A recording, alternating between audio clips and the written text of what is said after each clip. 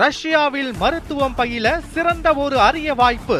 வெளிநாடுகளில் மருத்துவம் பயில சிறந்த முறையில் உதவுகிறது ஏஜே ட்ரஸ்ட் கல்வி குழுமம்.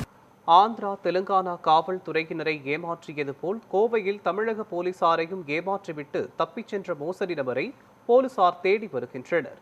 ஆந்திர மாநிலத்தை சேர்ந்த பிம்முடு அஜித்குமார் தென்னிந்திய அளவில் பல்வேறு ஆன்லைன் கார் மோசடி வழக்குகளில் தேடப்பட்டு வந்த குற்றவாளி என போலீசார் தெரிவித்துள்ளனர். இவர் OLX உள்ளிட்ட செயலிகள் போலி கார் விளம்பரங்களை பதிவேற்றி வாடிக்கையாளர்களிடம் முன்பணம் பெற்று மோசடியில் ஈடுபட்டதாக கூறப்படுகிறது.